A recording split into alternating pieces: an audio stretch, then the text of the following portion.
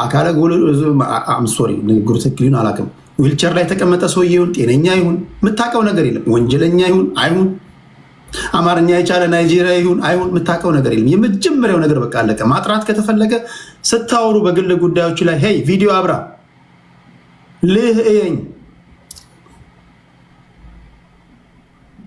የፋኖ አመራሮች ይሙቱ ወይ ይኑሩ የሞት ሽረት ትግል ላይ ያሉ እየተታኮሱ እያሉ ባሉበት ሰዓት ላይ አንተ ተንታኙ እንዴት ነው ቪዲዮ ታብራው? ያም እየበላ የላሜ ጣመውን እየበላህ አለ ሰውዬ አታብራ። ድምፅህ ግን ማናለ እንዳንተ ተንታኝ። ፖይንቱ ምንድነው? በተደጋጋሚ ጊዜ አመራሮቹ ይናገራሉ። አመራሮቹ ሶሻል ሚዲያ ላይ ባሉ ተንታኞች የተደፈቁ ይመስለኛል። የደርግ ሰዎች ስልሳዎቹ ሊረሽኑ ሲሉ በንዑስ ደርጎች እንደተደፈቁት አብዛኞቹ የአማራ ትክክለኛ አማራ ፖለቲከኞች ትክክለኛ ባልሆኑ ሰዎች ተደፍቀዋል። ስለዚህ የቋንቋ መደበላለቅም የመጣው በዚያ ነው እና አሁን ባለው ነባራዊ ሁኔታ አላንስ ሲባል ይሄ አላንስነት የማን ነው? የአማራ ህዝብ ጥያቄ ነው። የህዝቡ ጥያቄ ነው። ማን ናቸው እነዚህ? ሁለተኛ ይሄን ጥያቄ ስታነሳ የስድብ ውርጅብኝ ያወርዱባል። ለምንድን ነው የምትፈራው? አንተ እየሞትክ ነው። ቀይ እየወደመ ነው። ልጆች ትምህርት ቤት አልሄዱም። ከ3800 በላይ ትምህርት ቤቶች ተዘግተዋል። ሴቶች ይደፈራሉ። ከዚህ በላይ ለየትኛው እንትን ነው ስድብ ትፈራለህ? ብዙ ጊዜ የአማራ ፖለቲከኞችን መንገድ ላይ ያገኛቸዋለሁ። ለምንድን ነው ማትመጡ ተላቸዋለሁ። አረባ ክትሆን ይላሉ። ቁጭ ብለን እናለን ይላሉ። ቁጭ ብድቅ የሚያደርግ ትንታኔ የሚሰጡ የአማራ ልጆች በቃ መምጣት አይፈልጉም፣ መተንተን አይፈልጉም። አረ ተጨመላልቋል። ቴዲ ምንድነው እኛ አንተ የምታደርገውን ውይይት ቁጭ ብለን እናያለን ነው የሚሉት። መምጣት አይፈልጉም። ዘመነ ካሴ ሲናገር ሰምተሃል። እስክንድር ሲናገር ሰምተሃል። ስለዚህ ምንድነው ፖይንቱ? ፖለቲካ አስረዳይ ነው፣ ጥያቄ ነው፣ ሌላ ነገር የለውም። ጦርነት ደግሞ ማለት ያንተ ፈርስት ፕሪንሲፕል ያንተ ፋውንዳሜንታል ፕሪንሲፕል ከሌላኛው ፋውንዳሜንታል ፕሪንሲፕል ጋር ሲጋጭ ነው። ሌላ ነገር የለውም የጦርነት ዴፊኒሽን እና ከቲፒኤልኤፍ ጋር አላንስ ፈጠር ያለው ስትሆን እኔ ባወርደው ምን እንደሆነ ሊገባኝ ስላልቻለ ኦኬ ይሄ ነው። ቴንኪው ጀስት ጥያቄ ነው፣ ለሌላ ነገር አይደለም። በዚህ አውድ እንድታወሩ ስለፈለግኩኝ ነው። ከአፍሪካ ዩናይትድ በኋላ አሁን ፍልቅ ይላሉ። አሁን እነዚህ ታያቸው ስድቦቻቸውን እነማን እንደሆኑ ታውቃለህ። ደግነቱ እኔ ነኝ እዚህ ጋር ማወራው፣ ግን በቃ አለ በቃ ያስታውቃል። ስስ ብልቱን ስነካ ከጎሬዎቻቸው ይወጣሉ። ፍልቅ እያሉ ምን አገባ ምናምን እንትነ ምናምን። እኔ ማወራው ለትክክለኛ የአማራ ልጆች ነው። ይሄ በሰፈር በቀይ በቤተሰብ የመጣ ጉዳይ ነው። ማንንም የምትፈራው ለማንም ይሉንታ የሚይዝ ጉዳይ አይደለም። በቪዲዮ ማታየውን ሰውዬ እንዳታምነው እንዳታወራው። በቃ ሌላው ይቅር፣ በእናቱ ሌላ ላይ ይችላል ምናምን። መጀመሪያው ነገር በቪዲዮ ይው። ቴንኪው። ከአፍሪካ ዩናይትድ በኋላ ወደ 77 ደቂቃ እንሄዳለን። ከሁለተኛው ዙር በኋላ እንደዚህ ስላልኩኝ ቪዲዮ አታበሩም ስላልኳቸው ራስ ደጀን እና ሚኒሊክ ቅር እንዳይላችሁ ቪዲዮ ባበሩ። የቤቱን ሕግ አክብሮ በጨዋነት የሚያወሩ ልጆች ናቸው እነዚህ። ጀስት ወደ እንትኑ ስለመጣሁኝ ነው። 77 ደቂቃ ስጣችሁና አንዳንድ ዙር ካወራችሁ በኋላ የመጨረሻ 2 ዙር ይኖረናል። በዛ የመጨረሻ ዙር ላይ ቪዲዮ እየተያየን የቴዲ አዋሳ አድማጮች ማን ነው የሚያወራው? ማን ነው ለምሳሌ በላይ ማን ነው? ፊቶቻችሁን ማየት ስለሚፈልጉ ያላገባችሁም ከሆነ ለትዳር እንዲመርጧችሁ ቪዲዮ እያበራን እናወራለን። ቪዲዮ በተለያዩ አጋጣሚዎች የማታበሩ ደግሞ እንደዚሁ ተከባብረን እንሰነባበታለን። ለነገ ቀጠሮ ይዘን ማለት ነው። ወደ ቡኖ በደሌ እንሄዳለን። ቡኖችን 7 ደቂቃ አለ ወንድሜ።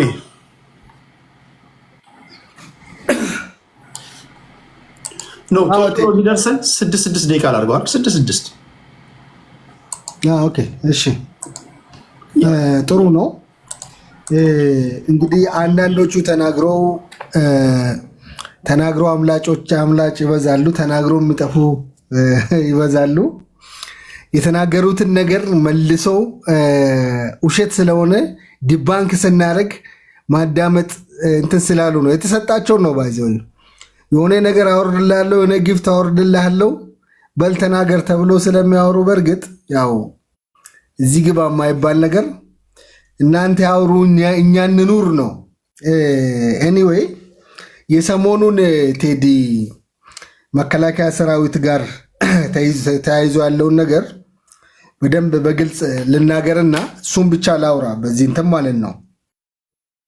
መከላከያ ሰራዊት ከወር በፊት ጀነራል አበባው ሂዶ አማራ ክልል መከላከያ ሰራዊቶችን እየጎበኘ ነበር።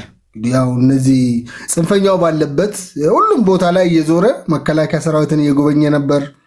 አማራ ክልል ምክር ቤት አይ አሁን በአማራ ክልል ውስጥ ያለው የጽንፈኛ ቡድን እየኮሰመ ነውና እኛም በራሳችን ጸጥታ ኃይል ማስተካከል እንችላለን የሚል ሐሳብ አነሱ። እኔ ከወር በፊት ያለው ነው የምነግርህ ያለው እኛ ማስተካከል እንችላለን። አሁን ጽንፈኛውም ኦልሬዲ አብዛኛው ወደ 50% በላይ የሚሆን በሰላም እጁን እየሰጠ ወደ ቤተሰብ እየተመለሰ ስለሆነ የሚል ከወር በፊት ይሄ ሐሳብ ይነሳል በአማራ ክልል ምክር ቤት። ይህ ሐሳብ ስነሳ ጀነራል አበባው ይሄን ለማየት ሂዶ ጎበኘና ከዛ በኋላ አወራ። በጸጥታ ዙሪያ ከተወያየ በኋላ መከላከያ ሰራዊት ሌላ ተልዕኮ ስላለው ሌላ የሚጠብቅ እንግዲህ የፈረደበት እንግዲህ የሀገር ዋርካ የሆነ መከላከያ ሰራዊት ጀግናው ትንታጉ መከላከያ ሰራዊታችን በየመንደሩ እየሄደ ሰላም የሚያስከብረው የኛው ችግር የኛው ኢትዮጵያውያን እንግዲህ በእኛው በተፈጠረው እኛው በፈጠርነው ችግር አለመግባባት ተፈጥሮ ክልል ውስጥ ጽንፈኝነት ስላየለ በየመንደሩ ይዞራል እንጂ መከላከያ ሰራዊት የሀገርን ዳር ድንበር ዋልታ ተገን ሆኖ የሀገርን ሰላም የሚያስጠብቅ ነበር። ስለዚህ ይሄ በዚህ ተከትሎ መከላከያ ሰራዊት እየወጣ ባለበት ኦራል በኦራል ፓትሮል በፓትሮሉ ከዛ እየወጡ ባለበት ጊዜ ይሄ ቡድን የሚገርም መቼም ከኋላ መሄድ ልማዱ የሆነ ቡድን ከኋላ ሂዶ መዋጋት ከኋላ ማጥቃት ልማዱ የሆነ የጽንፈኛው ቡድን ድሮም ባይዘወይ መከላከያ ሰራዊት ባይዘወይ ተደ የሚገርም እንደ ህዋት ይሄን ጽንፈኛ ቡድን ምንቅ ሰው የለም። የእውነቴን ነው የምልህ እንደ ህዋት የምንቅ ቡድን የለም። ምን እንደምሉ ታውቃለህ? ቆይ ወደ ህዋት ትመጣለህ። እችን ጥያቄ ልጠይቅህና ወደ ህዋት ትመጣለህ። ለአንድ ላርጋት ሀሳቤና ለአንድ ታደርጋለህ እንዳትረሳ። ቆይ ያፈህ ይሆንብኝና ይላሉ በጣም ወሬ የሚወዱ ሰዎች። ቆይ በተደጋጋሚ እየለቀምናቸው ነው። ለቀማ ላይ ነን፣ ፊኒሽንግ ላይ ነን፣ ቆጠራ ላይ ነን ምናምን ያላችሁ ነበር የፋኖን ወታደሮች ወይም ደግሞ የፋኖ ተዋጊዎችን ይህን ያህል እጅ ሰጡ፣ ይህን ያህል ቀሩ፣ አልቀዋል። አሁን እኮ የት ናቸው ያሉት እያለን እየፈለግን ነው። በባትሪ ከየት መጥተው ነው የሚማርኳቸው ወይም የሚማርኩት ወይም ጥቃት የሚያደርሱት? ከኋላም በለው ከፊትም በለው መማረክ ከቻሉ ከቁጥጥር ውጭ ናቸው ማለት አይቻልም። እመጣለሁ። ጥሩ እሺ ቴዲ ላልኮ መልሳለሁ። ችግር የለውም። ያው ወደዛው ነው እየመጣሁ ያለሁት። በዚህ ምን ይደረጋል መሰለ እንግዲህ መከላከያ ሰራዊት ሳይሆን የፌዴራል መንግስት እይታ ሳይሆን የክልሉ መንግስት ራሱ እኛ መቆጣጠር የምንችለው ነው ከአሁን በኋላ የቀረው በሚል ከዛ መከላከያ ሰራዊት ሌላም ተልዕኮ ስለነበረው ይወጣል። መከላከያ ሰራዊት በሚወጣበት ጊዜ ይህ ቡድን በሚገርም ሁኔታ ከኋላ መጥቶ መከላከያ ሰራዊትን ያጠቃል። ከኋላ ሲያጠቃ ልክ መከላከያ ሰራዊት እንደወጣ የክልሉ ጸጥታ አስከባሪ ቦታውን እስከሚይዝ በመሃል መጥተው ምን አደረጉ? ከተማዎችን ተቆጣጥረናል አሉ። አሁን ምርኮኛ ምለው ቴዲ ከነ ማስረጃ አመጣልሃለሁ። እነሱ አልገባኝም። ቆይ ከኋላ መጥቶ አጠቃ የምትለው ቆይ አጽድተህ ከወጣህበት ነው አይደል? ከየት ነው የወጡት? አጽድቶ መከላከያ ሰራዊት ለሌላ ግዳጅ ለሀገራዊ ጉዳይ ሲወጣ ጽንፈኛው ከኋላ መጥቶ መከላከያ ሰራዊትን ማጥቃትም እኮ አይባልም፣ የፈሪ ዱላ ማለት ነው። የፈሪ ዱላ ዘን ምንድነው የሚሆነው? መከላከያ ወዲያው ተመለሰ። ሉክ እንደ ሀገር አንተ በደንብ ጉዳዩን እንድታይ ነው። መከላከያ ተመለሰ። መከላከያ እስከምመለስ ድረስ ምንድነው ሲሉ የነበረው በየከተማው አማራ በወሎ ውስጥ ማለት ነው። የወሎን ላንሳል ፎር ኢንስታንስ በየከተማው መንግስት የውሃ የሚያከፋፍል ቦቲ የኤፍኤስአር ቦቲ መኪና አለ። የኤፍኤስአር ቦቲን እኮ የሚያቃጥል ነው። ይሄ ቡድን ነው ለአማራ የቆመ እውነት የአማራን ንብረት እያቃጠለ የአማራን አንጡር ሀብቱን እያወደመ ይሄ ነው ለአማራ የሚቆመው። እሺ ከዛ ምን አሉ? መካነ ሰላምን ተቆጣጥረናል አሉ። መካነ ሰላም በእኛ ቁጥጥር ስር ነች አሉ። ገቡ በዛ መሃል ማለት ነው። ያችን ክፍተት ክፍተት ወስዶ ስገቡ ንጹሃንን መስጂድ ውስጥ ገብቶ ረሸኑ። ይሄ እንግዲህ ተቆጣጥሮ ያሉበት ከተማ ነው። ራሳቸው የተቆጣጠሩበት ከተማ ነው። ልብ አርግቴ ሃይማኖት ውስጥ እንዳትገባ። በነገራችን ላይ ይሄ አይደለም ንጹሃንን ረሸኑ። አስኪም ንጹሃኖች ተረሸኑ። ሃይማኖት ውስጥ ገብታችሁ አተንትኑ ስል ለኦርቶዶክስም ለፕሮቴስታንትም ነው። የሃይማኖት ሰዎች ይናገሩ ስል ፖለቲከኞች ውጡ ከሃይማኖት ውስጥ ፖለቲካውን ብቻ ተንትን። አሁን ስለ ንጹሃንን ነው እንግዲህ እሱ ነገር ንጹሃን ተረሸኑ። ንጹሃንን ረሽኖ ሲያበቃ ይሄን ልብስ እውነት ነው 10-15ቱን ሊማርኩ ይችላሉ። ይሄን ልብስ ግን ከየት ነው የሚያመጡት? 10-15 አይደሉም በቁጥር ቴዲ ለባሽ ነው። መከላከያ ሰራዊት አባል ያልሆኑ ከዛ በላይ ካሉት ውስጥ ከ50% በላይ የሚሆኑ መከላከያ ሰራዊት አይደሉም፣ ለባሽ ናቸው። መከላከያ ሰራዊትም አለ እዛ ውስጥ። ልብሱ ከየት መጣ? በጦርነት ውስጥ ትማረካለህ። ልብሱ ከየት መጣ? ከኮምቦልቻ ጨርቃ ጨርቅ በፈረስ ጭምር ጭኖ ነው የወጡት መጀመሪያ ማለት ነው። ቆይ ይሄውን ብዙዎቻችሁ ከኔ ጋር ያላችሁ ቡኖ ይሄን እንደዚህ አይነት ነገር ለሶስተኛ ዙር ተመሳሳይ ወርድ ሲጠቀም ለሶስተኛ ዙር ተማረኩ ስለው ይሄንኑ ቃል የነገረኝ ታስታውሳለህ? ኮምቦልቻ አልብሶ ነው የሚያስወጡ። ኮምቦልቻ ጨርቃጨርቅን ተቆጣጥሯል ማለት ነው። ወልዲያ what is the purpose of look ኮምቦልቻ ጨርቃጨርቅ የሀገር መከላከያ ፋቲክ ማስመረት ከቻሉ ተቆጣጥረዋል ማለት ነው። አሁን ከዚህ በፊት እኮ ነው በዛ በጦር በእንትኑ ጊዜ እኮ ነው የወሰዱት። አሁን አይደለም ቴዲ። በየጫካው በየምኑ በየስርቻው የሸጎሩትን በለባሽ ጊዜ ያመጣሉ። ባይዘው በምርኮኛ ጊዜ ያስለብሳሉ። ከፊት ለፊት ግን 10-15ቶቹን ነው የሚያቆሙት። ከዛ አስለብሷቸውና ቪዲዮ ይቀርጹና አስወልቀው እንደገና ልብሱን ይዘው ይሄዳሉ። ቪዲዮ ይቀርጻሉ። ከዛ በኋላ የራሳቸውን በራሳቸው ፐርፐዝ ነው። መከላከያ ሰራዊትም ግን ከነሱ ጋር አለ፣ የሚማረክ ይኖራል ከነሱ ጋር ማለት ነው። ጦርነት ነውና ማለት ነው። ስለዚህ ይሄ ቡድን ቴዲ ወገኑን የሚገል ከሆነ የእስክንድርን አቋም ታውቃለህ። መግለጫ ስሰጥ አንተ የሃይማኖት ጉዳይን አታንሳ ትለኛለህ። ህዝብ ነው፣ እንደ ህዝብ ነው። ባይዘው የእስክንድርን ብቻ አይደለም የአባባን አባባ ብሎ የሚጠሩት እሳቸው ማለት ነው። አባባ ብሎ የሚጠሩት እሱም ያወጣው መግለጫ ታውቃለህ። እውነት ለአማራ የቆሙ ነው ወይስ ህዝባዊ አመፅ አማራ ህዝባዊ አመፅ እንዲያነሳ የተደራጁ ቡድኖች ናቸው? እነዚህ ቡድኖች ከየት መጥቶ ነው ስትለኝ ደምስሰናል፣ አጥፍተናል ይላል መንግስት። ከየት መጥቶ ነው ለምለው ጥያቄ ይሄ ቡድን የሚገርምህ ቴዲ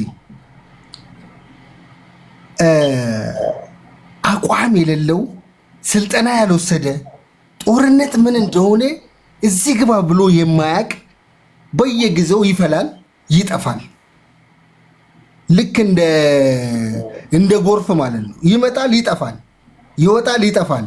የሚጠፋውም የሚወጣውም የወጣበትን ዓላማ ስላልገባው በሆነች ምክንያት ይወጣል፣ በሆነ ምክንያት ይጠፋል። ቡድን ሲጀመር ጠፊ ነው። አሁንም ቢሆን ቱቢ ሆነስ ይዙ አሁንም ቢሆን ዛሬ ላይ በቀደም መካነ ሰላም ላይ የተደረገ ኤሌመንተሪ ጀርባ ላይ መከላከያ ሰራዊት የማያዳግም እርምጃ ወስዷል፣ ተመልሶ ማለት ነው። አሁን ላይ የትኛውም ከተማ እነሱ ተቆጣጥረናል የሚሉት አማራ ክልል ውስጥ ካለ ውርድ ከራሴ ነው የምልህ። የትኛውም ማለት ነው የትኛውም ቦታ ካለ እነሱ ከኋላ ነው የሚያጠቁ፣ ከኋላ ከጀርባ ከኋላ ነው የሚሄዱ፣ ተደብቆ ከኋላ ነው የሚሄዱ። ይሄ ሜቢ አንተ እኮ የሆነ የረገጡት መሬት አለ ማለት ነው። አየር ላይ ሆኖ አይደለም የሚተኩሱት። ከኋላ ከመቱ የሆነ መሬት ረግጠዋል ማለት ነው። የሆነ ቦታ ይዘዋል ማለት ነው። ወይ ሽምቅ አድርገው ይዘዋል። አንተ ያላየህበት ቦታ ላይ እኮ ያ ሽፍታ ነው እኮ ቴዲ፣ የሽፍታ ባህሪ አሁን ጦር ድብድብ ስገባ እንዴት እንደምትደባደብ አንተ አይደለም የምትመርጠው። ለምሳሌ እኔ በካራቴ ልምታ፣ በቦክስ ልምታ፣ አንዴ ሪንግ ውስጥ ከገባ እኔ ነኝ የማውቀው፣ አንተ ነው የምታውቀው። እንዴት እንደሚመቱ ለነሱ ተውላቸው። የኔ ጥያቄ እንዴት ተመታህ ነው። ለቅሜያቸዋለሁ፣ ጨርሻቸዋለሁ ብላ እንዲህ ነው የመቱኝ ምናምን ምናምን ምናምን፣ እሱ አይደለም አሁን ጨርሻቸዋለሁ የሉም። ለቀማ ላይ ነኝ ያልካቸው ከየት እየወጡ ነው የሚመቱ? ለምንስ ማጥፋት ከበደ ነው የኔ ጥያቄ። አንደኛ ማጥፋት አስፈላጊ ከሆነ ቴዲ ማጥፋት ይቻላል፣ ግን አስፈላጊ ቆይ ሰፊውን ማህበረሰብ ነው የምትመታ። ገብቷል አይደል? ይሄ እንደንትን ህዝብ ውስጥ የተሰገሰገ ነው፣ እንደ እንክርዳድ ማለት ነው። ነጥሌ ለመምታት ደግሞ ሃይሊ ቴክኒካል መሆን አለብህ። ያን መንግስት እያደረገ እኮ ነው፣ እየደመሰስን እኮ ነው ያለ ነው።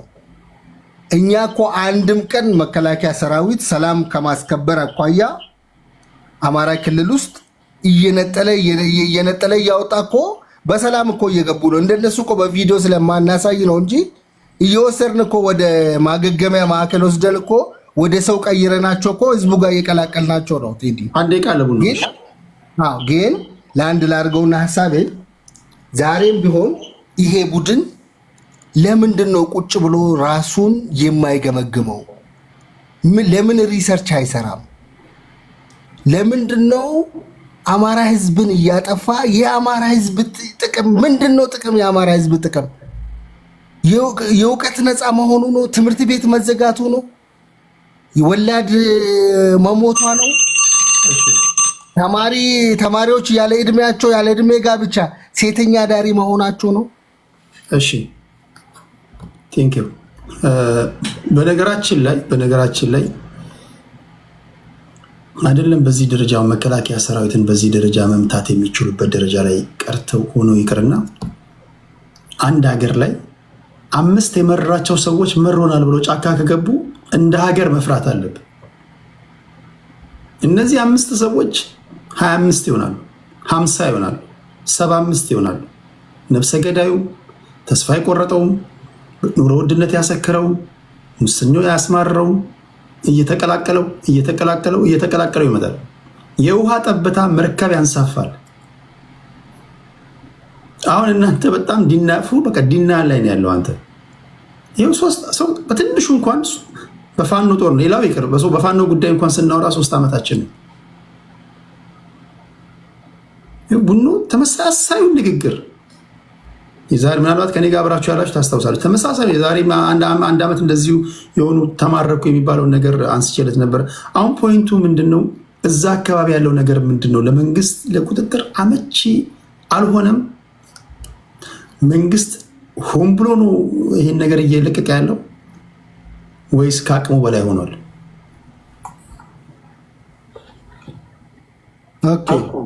ዞሮ ይመጣል ታወራለህ፣ ችግር የለውም። ቡኖ ወደ ሚኒሊክ ሊድ 6 ደቂቃ አለ። ወንድሜ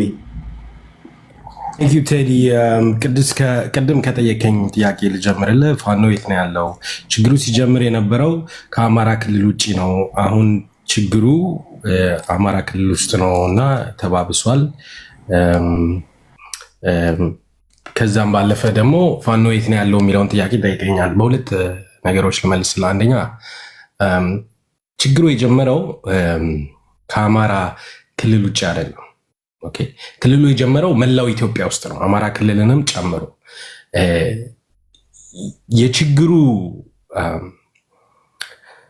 ሲምፕተሞች፣ የዋናው ችግር ሲምፕተሞች ብዙ ቦታ ላይ ታይተዋል። ቅድም እንደጠቀስካቸው ወለጋ፣ አርባ ጉጉ፣ በደኖ በአሰቃቂ ሁኔታ የታዩባቸው ቦታዎች ናቸው። የችግሩ መንስኤ ግን ሌላ ክልል ውስጥ አይደለም ያለው። የችግሩ መንስኤ ያለው ህገ መንግስት ውስጥና ጸረ አማራ ተደርገው የተቀረጹት ተቋማቶች ውስጥ ነው ያለው። የፋኖ የህልውና ትግል በአሁን ሰዓት ጦር ሜዳ ላይ የሚደረገው አማራ ክልል ውስጥ ይሁን እንጂ የአማራ የህልውና ትግል በሁሉም ቦታ ላይ ነው ያለው። እዚህ ቲክታክ ላይ ያለ፣ ኢትዮጵያ ውስጥ አለ፣ ከአማራ ክልል ውጭ ሁሉም ቦታ ላይ የህልውና ትግል እያደረገ ነው። የህልውና ትግሉ መንስኤ ደግሞ ከአማራ ክልል ውጭ ብቻ አይደለም። የህልውና ትግሉ መንስኤ ህገ መንግስቱና ተቋማቶቹ ናቸው። ሰው ትግላችን ከዚህ ህገ መንግስት ይህንን ህገ መንግስት ተጠቅመው የአማራ ህዝብ ላይ የዘር ማጥፋት ወንጀል፣ የዘር ማጽዳት ወንጀል፣ የባህል የሃይማኖት አለ የሚባለውን እሴቱን ሁሉ የማፈራረስ ወንጀል የሚሰሩት ሰዎች ጋር ነው። እነዚህ ሰዎች አት ሰም ፖይንት እንደ ህወሓት 4 ኪሎ ተቀምጠው ሲሰሩትም እንታገላቸዋለን፣ ከ4 ኪሎ ከወጡ በኋላ እንታገላቸዋለን። ተረኛ መጥቶ ደግሞ የእነሱኑ ሲስተም ይዞ ህወሓት 2.0 ሲሆንብን እንታገለዋለን። አሁን ያለው ትግል ግን ወደ ትጥቅ ትግል አድጓል። ከምንም ጊዜ በላይ ልዩ የሚያደርገው ወደ ትጥቅ ትግል አድጓል። የትጥቅ ትግሉ የ2 ዓመት ዕድሜ ነው ያለው። ኦነግ 40፣ 50፣ 60፣ 70 ብዙ ቁጥር ሰምቻለሁ። ዓመታት ጫካ ውስጥ ነበረ። ደቂቃን ፖዝ ላድርግና ሰዓት ለመቆጠብ ያህል አሁን ለምሳሌ ባለፈው ከ3 ሳምንት በፊት ያነሳውልን ጥያቄ ላንሳ። የአማራ ህዝብ ላይ የህልውና አደጋ የደቀነ ወይም ያስተተረክ የተረከ ወይም ጄኖሳይድ ፈጽሟል የምትለው አካል ማን ነው? ህወሓት፣ ኦነግ፣ ሻቢያ ይህንን ህገ መንግስትና ይህንን ስርዓት መዘርጋት እጃቸው አለበት። ሶስቱ አንዱ ብቻ አይደለም፣ ሶስቱ። ህወሓትን እንውሰድና አሁን አንተ ከህወሓት ጋር አብሬ እሰራለሁ እያልክ አልተናገርከውም። የአማራ ህዝብ እየጠበቀ ነው እስክትናገረው ድረስ። በነገራችን ላይ እኔ ነኝ ያለ ወንድ ሰው ይነገር አይናገረውም። ዳር ትላለህ እንጂ ደፍረ ከቲፒኤልኤፍ ጋር እሰራለሁ እስክትል እየተጠበቀ ነው። በነገር ላይ ፖይንቱ እሱ አይደል፣ በሌላ መልክ እየገለጽከው ነው። ኦኬ ጄኖሳይድ የፈጸመብህ አካል ጋር እንዴት በምን ተስማምተ ነው የምትሰራው?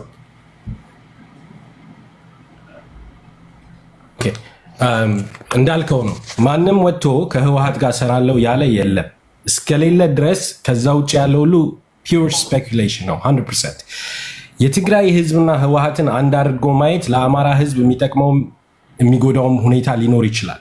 አሁን ባለንበት ሰዓት ግን የትግራይ ህዝብንና ህወሓትን አንድ አድርጎ ማየቱ ሴንስ የሚሰጥ ጉዳይ አይደለም። ህወሓት ራሱ አንድ ስላልሆነ አብይ አህመድ ስር የሄደ ህወሓት አለ፣ ሻቢያ ጋር የሄደ ህወሓት አለ፣ ትግራይ ውስጥ ያለ ህወሓት አለ፣ ሁሉም ጋር የሚጫወት ህወሓት አለ። ከህወሓት ጋር አብሮ የሚሰራ ፋኖ የለም። ጄኖሳይድ መፈጸማቸውማ ይኸውልህ የሚጠየቁበት ወንጀል ከህወሓት ጋር በድጋሚ አብሬ እሰራለሁ ያለ ፋኖ እስካሁን ድረስ የለም። ስፔኩሌሽኖች አሉ። ይሄ አባባል እንደዚህ ይመስላል ምናምን የተባለ እሱ ከቲፒኤልኤፍ ጋር እሰራለሁ አትልም። ህዝቡን ነው አሁን ህዝቡን ነው የምትለው። አሁን ህዝቡን ስትል በሌላ አባባል ለምሳሌ መንግስት በማንኛውም ሰዓት ኦፕሬሽን አደርጋለሁ ብሎ ወደ ቲፒኤልኤፍ ሲሄድ ህዝቡን ሊያጠቃ ነው የመጣው ብለህ ከመንግስት ጋር የቲፒኤልኤፍ ሰዎችን እንደ ጋርድ ሆነ ልትከላከል ነው። በሌላ አባባል ቲፒኤልኤፍን ልጠብቅ ነው ማለት ነው። ህዝቡን አሁን ህዝቡ መሸወጃ ነው፣ ወይም ደግሞ ህዝቡ ለፖለቲካ ንግግር ታግሮ ለማታገል የምንጠቀምበት ነው፣ ፖለቲከኞች የሚጠቀሙበት ነው። ስጨምቀው ንግግሩ ምንድነው? ቲፒኤልኤፍን ጠብቃለሁ ነው እያልክ ያለው። ጄኖሳይድ ቲፒኤልኤፍ ከፈጸመብህ እንዴት ነው ከቲፒኤልኤፍ ጋር ያው ፍርድ ቤት አቆመዋለሁ ዘሄግ እያልክ የዓለም አቀፍ ወንጀለኞች ፍርድ ቤት ኔዘርላንድ ነው ያለው፣ እዛ አቆመዋለሁ እያልክ ለምንድን ነው ከዚህ አካል ጋር በምን ተስማምተ ነው የምትሰራው? መልኩ ከህወሓት ጋር አብሮ የሚሰራ ፋኖ የለም። አጭር በቃ ቴዲ፣ እዚህ ላይ ብዙ ጊዜ ልንመላለስ እንችላለን። ከህወሓት ጋር አብሮ የሚሰራ ፋኖ አለ ብዬ አላምንም፣ አይኖርም።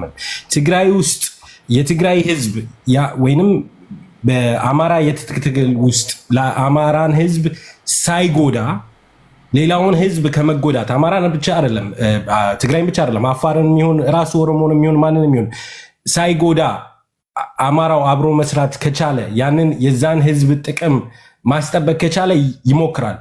የፋኖ ትግል አንቲ ኢትዮጵያን አይደለም። በተፈጥሮ ጠላት ህዝብ የለውም። አገር መገንጠል አይፈልግም። ኢትዮጵያን ማፍረስ አይፈልግም። ህወሓት ይሄንን የሚፈልግ አካል ስለሆነ አብሮ አይሰራም። በቃ ይሄንን ሲምፕል አድርግልህ። ግን አብዛኛውን ሰዓቴን ሲገባ የሆነ ጥያቄ ጠይቀኝና ተዘጋጅቼ ልሸጥ የመጣሁትን ፖለቲካ ሳይሆን የምጠይቀኝን ጥያቄ እየመለስኩኝ ፖይንቶቼን ሜክ ሳላረግ ዲስትራክትድ እየሆንኩ ነው። እና 2 ደቂቃ ከሆነ ያለኝ በጣም መመለስ ማንሳት የምፈልጋቸው ነገሮች ላይ ላተኩር።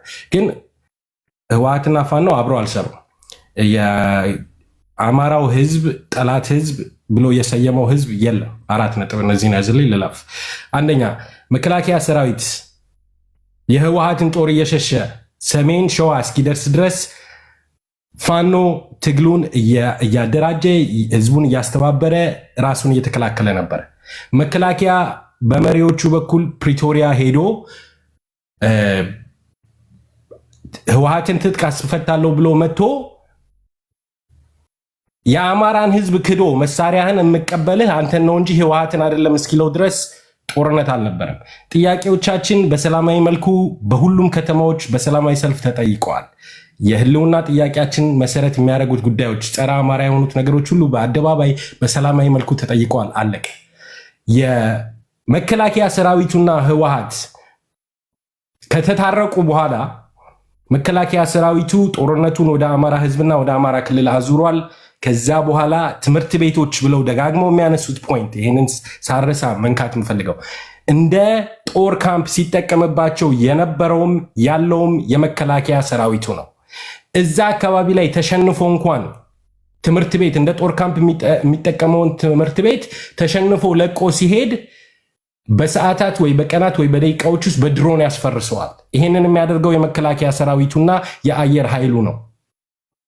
ቦታውን ተሸንፈው በመሬት በጦር ሜዳው ላይ ተሸንፈው ሲሄዱ በአየር መጥተው ሆስፒታል አይሉም፣ ትምህርት ቤት አይሉም፣ ህፃናት አይሉም፣ ሰርግ አይሉም፣ ድግስ አይሉም። መጥተው ነግረውናል። አብራችሁ ካላችሁ እኛን መርጣችሁም ብሎ ብርሃኑ ጁላ መጥቶ ነግሮናል። መሰረተ ልማትን የሚያፈርሱት እነማን እንደሆኑ የአማራም ህዝብ ባይኑ እያያቸው ነው። ፋኖዎች ከተማ ውስጥ ገብተው አንድ ባንክ ሳይዘርፉ ሲወጡ የአማራ ህዝብ ባይኑ እያያቸው ነው። የመከላከያ ሰራዊትና የብልጽግና ካድሬዎች በየቤቱ በየቦርሳው በየባንኩ እየገቡ በየሆቴሉ እየገቡ የአማራን ህዝብ ንብረትና ጥቅም እንደልባቸው እንደ ጠላት ገንዘብ ሲበትኑት የአማራ ህዝብ ባይኑ እያያቸው ነው። ስለዚህ ለኛ የአማራ ተማሪዎች ትምህርት ቤት አልገቡም ብላችሁ ስትነግሩን እንዳይገቡ ትምህርት ቤታቸውን እያፈረሳችሁ በድሮን በመድፍ በታንክ ቤተክርስቲያን አይቀራችሁ ሁሉን ነገር እያፈረሳችሁ ትምህርት ቤት የሄዱትን በየመንገዱ እየያዛችሁ የጾታ ወንጀል እየፈጸማችሁ ከዛ 4 ሚሊዮን አማራ ህፃናት ትምህርት ቤት አልገቡም ብላችሁ ብትሉን የንቀታችሁንና የጥላቻችሁን ጫፍ ነው የሚያሳየን። ጥያቄ ያላችሁ ወይ ብላችሁ እኮ እየጠየቃችሁን ነው። ምን ያህል በጣም የተለያየ ሌቭል ላይ መሆናችንን የሚያሳየህ የኢሬቻ ባህል ብቻ አይደለም። እንዴት አንድ ማህበረሰብ እንደ ልቡ መሆን እንደሚችልና እንዴት ሌላኛው ምንም መብት እንደሌለው ብቻ አይደለም እምናወራው። እዚህ ቲክታክ ላይ ስናወራ ራሱ እኛ እኛ የህልውና ጥያቄያችን የማንደራደርበት ኮንክሪት የሆነ ኤቪደንስ ያለው በዓለም አቀፍ ተቋማት የተመዘገበ ጄኖሳይድ ተሰርቶብናል። ተቋማዊ እና ህጋዊ የሆነ ጸረ አማራ ፖሊሲ ኢትዮጵያ ውስጥ አለ ብለን ስለምናምን ነው። እናንተ እዚህ ጋር መጥተው የሚከራከሩን ሰዎች እነ ቡኖ በደለይና መሰሎቹ የትኛው ጥያቄ ነው ይሉናል። ልዩነታችንና የጥያቄ ካላቸው በሰላም ለምን አይጠይቁም ይሉናል። ሁሉንም መንገድ አልፈን ጨርሰን ጦር ሜዳ ውስጥ እያለን ለዛውም በማያምንበት ጦርነት ሞራል የሌለው ወታደር ልከው በቀን በቀን እየተማረኩ የኢትዮጵያ መከላከያ ሰራዊትን እያዋረዱ ባሉበት ሰዓት የአማራንም ህዝብ ጥያቄ አብረው እያዋረዱት ነው። የኢትዮጵያ መከላከያ ሰራዊት ህወሓት ማርኮታል። በኢትዮጵያ ታሪክ ታይቶ የማይታወቅ ውርደት ደርሶበታል። የኢትዮጵያ መከላከያ ሰራዊት ኢትዮጵያዊውን የአማራ ህዝብ መሳሪያ ታስፈታለ ተብሎ ገብቶ ውርደት፣ ቅሌት፣ ምርኮ በቀን በቀን እያየ ነው።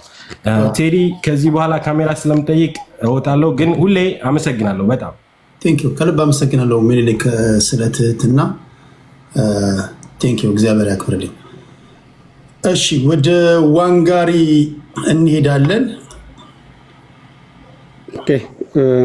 አንዳንዶቻችሁ ቴዲ ምን አገባ ምናምን ለአማራ ለኦሮሞ አታውቁም እንዴ? እና ዋና ስራዬ ምንድን ነው?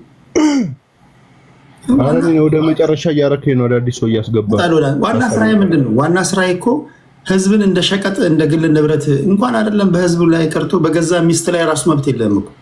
የገዛ ሚስትን እኮ እንደፈለክ አታደርግም። ህዝብ በሚሊዮን የሚቆጠር ህዝብ ምን አገባ? እንዴት ያለው ንቀታችሁ ራሱ በጣም ደፋር ናችሁ። በጣም ይሄ ሊነገራችሁ ይገባል። ለምን ተለማምዳችሁታል? አሁን እንደ ግል በቃ ስልክህን እንኳን ስልክህ መሰለ እንደ ህዝብ የግል ንብረትህ መሰለ። ባገኛቸው አጋጣሚ ባገኛቸውባቸው ቦታዎች ሁሉ ማሸማቀቅ አለባቸው። ስለ ኦሮሞ ያገባሃል፣ ስለ አማራ ያገባሃል፣ ስለ ስልጤ ያገባሃል፣ ሁላችንም ኢትዮጵያ ውስጥ ስላለው ህዝብ ያገባሃል። እንዲህ ነው እንዴ? ምን ማለት ነው? እሺ ዋንጋሪ 6 ደቂቃ አለ። እግረ መንገድ እኔ ልናገር ላስታውቃቸው ብዬ ነው እንጂ እንደው ነገር እየውስ እንትን የሚል አይደለም። እሺ 6 ደቂቃ አለ። ቴንክ ዩ። እንግዲህ ይሄ የነፃነት ትግል ተጨቁነናል። የህልውና ትግል ከኩርዶች የነፃነት ትግል የምንማረው የውስጥ አርበኛ ነው። መከራቸውን ሲያበላቸው የነበረው ትግላቸውን አፈር ከድሜ ሲያበላው የነበረው በህወሓት ትግል ውስጥም የውስጥ በተለይ ለአገር በኩርዶች ትግል ውስጥ ለኩርዶች ጀኒዊንሊ የሚቆረቆሩት ታጋዮች በውስጥ አርበኛ ይገደሉ ነበር። ቴዲ ይቅርታ፣ በቪዲዮ ለምን አንወጣም ሁላችንም? ቴዲ ይሄኛውን ዙር ጨርሱና በሚቀጥለው ዙር ይሄን ያወራችሁ በቪዲዮ የምታብሩ ብቻ ለ1-2 ዙር እንቆያለን። ይህችን ዙር ቴዶ ግን ከይቅርታ ጋር ሌላ ሰው ወርዶ ሲገባ እኔ ወደ ኋላ እየቀረው ችግር የለውም። ራስ ሲያወራ ነበር ማለት ራስ አረበርቲን አስከብርልኝ በኔ ሰዓት እየተቆጠረ ነው። ችግር የለውም። ከዜሮ ነው የምጀምረው። ራስ ሲያወራ ነበርክም በላይ ቅድስ ሲያወራ ግርማ ነው ካንተ ይቀድማል። ግርማ ማን ሲያወራ ነበርክ? ግርማ በዛ ማወቅ እችላለሁ። ዶክተር ግርማ ማን ሲያወራ ነበርክ? እሺ ሚዩት አድርግ። ደምስ ሀጎስ የሚባል ሰውዬ የተባለ ሰውዬ ማለት ነው። አኪላ ሲያወራ አኪላ የመጨረሻው ነው። ስለዚህ ኦኬ ራስ ያወራል፣ ከዛ ቅድስት ታወራለች፣ ከዛ ወደ ዶክተር ግርማ፣ ከዛ በላይ፣ ከዛ ወደ መሐመድ፣ ከዛ ቡኖ በደሌ። በቪዲዮ እንጀምራለን። ክብራትና ክብራን በቪዲዮ የተያያችሁ ተናጋሪዎቹ እነማናቸው እያያችሁ የምታደምጡበት ውይይት ላይ እንደርሳለን። ዋንጋሪ ከደቂቃን ከእንደገና ጀምር ያለው 6 ደቂቃ አለ። ይሄ የነፃነት ትግል የህልውና ትግል ከኩርዶች የምንማረው የውስጥ አርበኛ ነው። ትግላቸውን አፈር ሲያበላ የነበረው በተለይ ጀኒዊንሊ ለኩርዶች ሲታገሉ የነበሩ የኩርድ ወጣቶችን ያስጨረሱት የውስጥ አርበኞች ነበሩ። በህወሓት ትግልም ለትግራይ ህዝብ ተቆርቋሪ የሆኑ ሰዎች በህወሓት ሲገደሉ እንደነበሩ ጀነራል ዮሐንስ የጻፈው መጽሐፍ በደንብ ያስረዳል። በተመሳሳይ በሻዕቢያ ትግል ውስጥም ጀኒዊን ሰዎች በውስጥ አርበኞች ሲረሸኑ እንደነበረ ስለ ሻዕቢያ የተጻፉ መጽሐፍቶች ያረጋግጣሉ። ስለ ኦነግም በቅርቡ እንኳን ቤት የጻፈችውን ተመልክታችሁት ከሆነ ጀኒዊንሊ ስለ ኦሮሞ የሚቆረቆሩ የኦሮሞ ብሔረተኛ ኤሊቶችን የውስጥ አርበኛ ነበር ሲጨርሳቸው የነበረው። በተመሳሳይ በፋኖ ነው የምንመለከተው እሱ ነው። እንዲያውም በቅርቡ የጃልመሮ የትግል አስመልክቶ አንድ የተጋሩ በማራማየት በሚባል ሚዲያ ላይ የኛ የተጋሩ ልጆች ከጃልመሮ ጋር ይሰራሉ ብሎ እስከ መመስከር ደርሷል።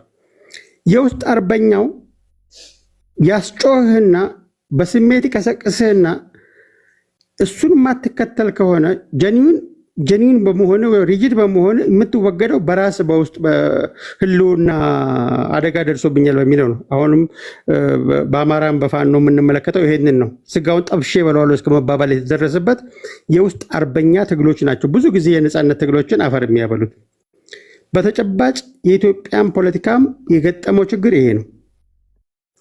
መንግስት ትጥቅን አስፈታለሁ ፈታ ብሎኛል፣ አልፈታም፣ የህልውና ትግል ነው ይላል። የሞኖፖሊ ቫዮለንስን መብቱን አፈር ከድሜ ያበላና የህልውና ትግል ያደርገዋል።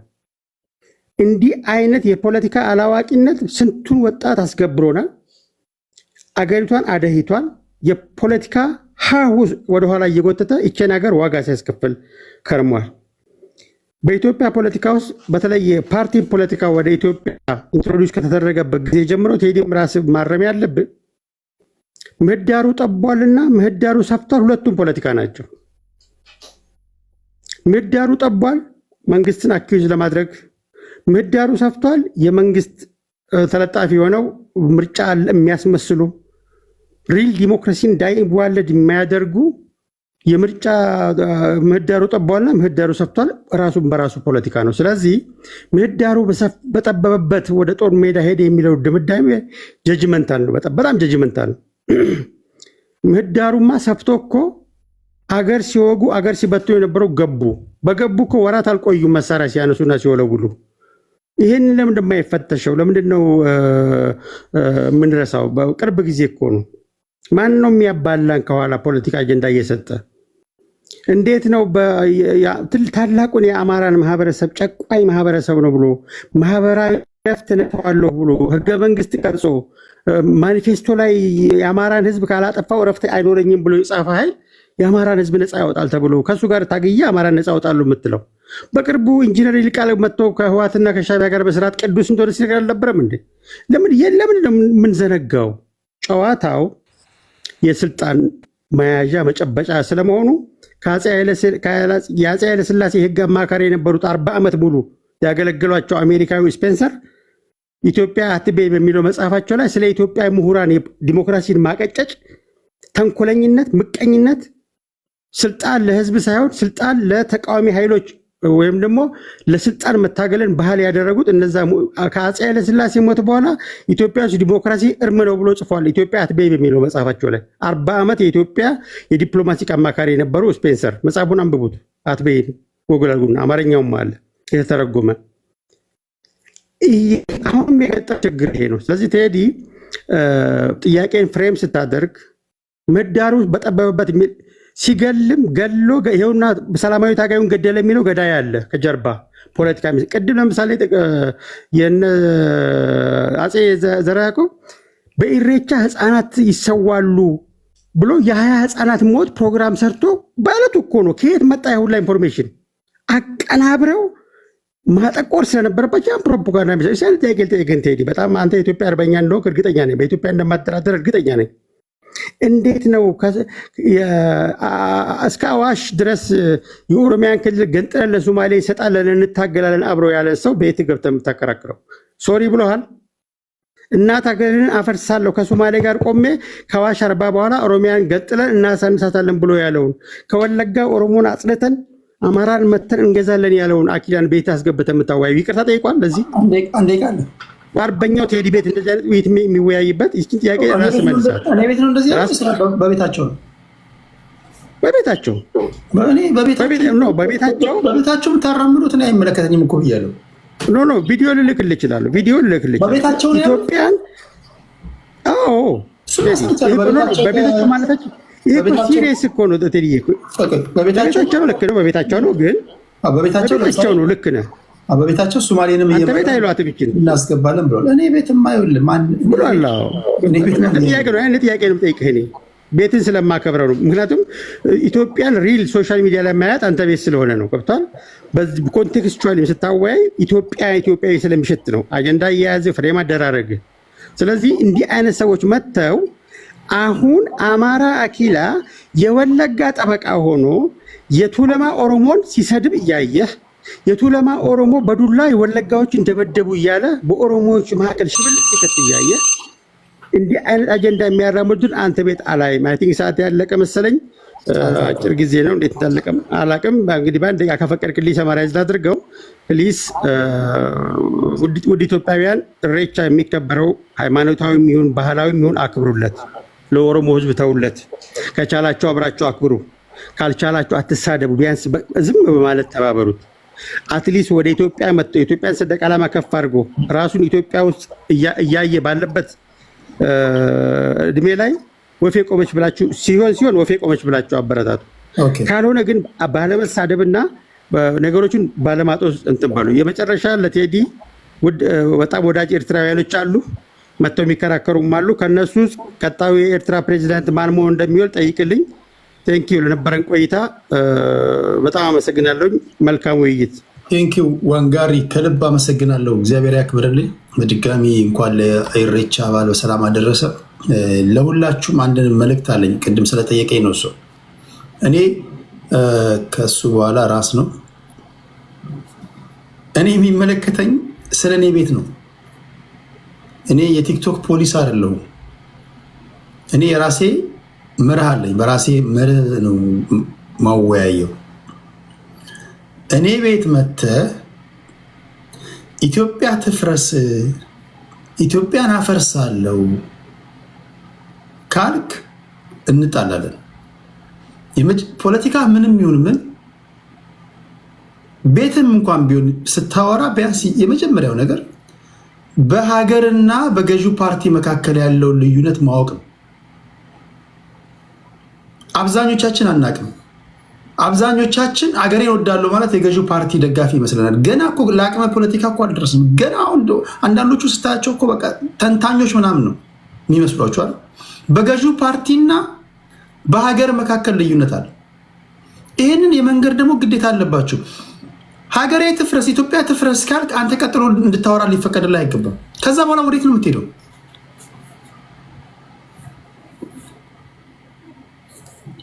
ይሄ የሞት ፍርድ ያስፈርድብሃል። በቃ መገደል አለብህ አንተ። ምንም ጥያቄ የለውም። እኔ እንደዚህ ነገር አላራምድም። ግን ይሄ ማንም ዚሮ ቶለራንስ። ኢትዮጵያ የ130 ሚሊዮን ህዝቦች ናት። ይክፋም ቢልማም የሚኖሩባት አለች። ቢከፋን ቢለማን ነገ አንተም ዞረ የምትገባባት ናት።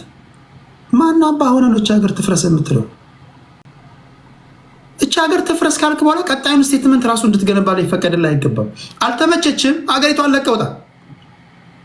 ጭስ ውጣ፣ ወደምትሄድበት ሂድ። በተረፈ ወይ ኢትዮጵያ ይሁን ወይ ደግሞ ሌላ ሀገር ሂድና በቃ ጀስት ተልከስክሰህ ኑር። ሌላ ሀገሬ ትፍረስ የሚልን ሰው ሰምተህ ታውቃለህ? ስለዚህ የኔ ይሄ ነው ጠንካራ አቋሚ ነው። በዚህ ጉዳይ ላይ እስካሁን ከማንም ጋር አልተጋጨውም። ግን ይሄንን ጉዳይ ቤታቸውን ከፍተው የሚያራምዱ ካሉ ምንም ማድረግ አልችልም። እኔ ቤት ግን አይደገምም ስልህ በዚህ አውድ ነው የምናወራው። ሀገርህን ጠብቅ፣ በጊዜውም ማለት ጊዜውም ውዴታ አይደለም ግዴታ ነው።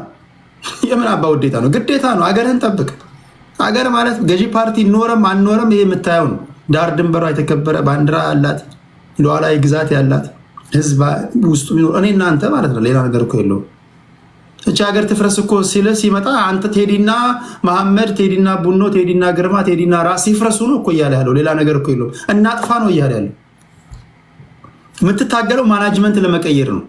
አሁን ብልጽግና የሚባል ማናጅመንት አለ፣ ሀገርን ረን እያደረገ ያለ ማናጅመንት ለመቀየር እኮ የምትመጣው። ይሄ ማናጅመንት ትክክል አይደለም፣ የኔ ማናጅመንት ይሻላል ብለህ ነው እንጂ እኮ ፋብሪካውን ላፍርስ ብለህ እንዴት ትመጣለህ? ፋብሪካውን ካፈረስ ታዲያ ምን ልታስተዳድር ነው? ፕሊስ። ሌላው የማታ ከሁለተኛ ክፍል ያቋረጣችሁ ሰዎች ከፖለቲካ ውስጥ ውጡ። እናንተ ናቸው የበጠበጣችሁ ያላችሁት። ይሄ ሊነገራችሁ ይገባል። አብዛኞቻችሁ ይሄ ሊነገራችሁ ይገባል። በጣም በሲሪየስ ነው ሊነገር የሚገባው። ቴንኪው። ራሳችን 6 ደቂቃ አለው ወንድሜ። አመሰግናለሁ። ቅድም ዋንጋሪ ስለ ኦሮሞ ወንድም ህዝብ ሲናገር የሰማሁት እኔ ለዋንጋሪም ሆነ ሌሎችም ሰፊው የኦሮሞ ወጣት የኦሮሞ ህዝብ እውነተኛ አማሮች ኦሮሞ ማንኛውንም ባህሉን ትውፊቱን ቢያከብር አንቃወምም። ይህንን እውነተኛ አማሮች አንቃወምም። ይህንን በዚህ እንድትዙል እኛ እየጠየቅን ያለ ነው።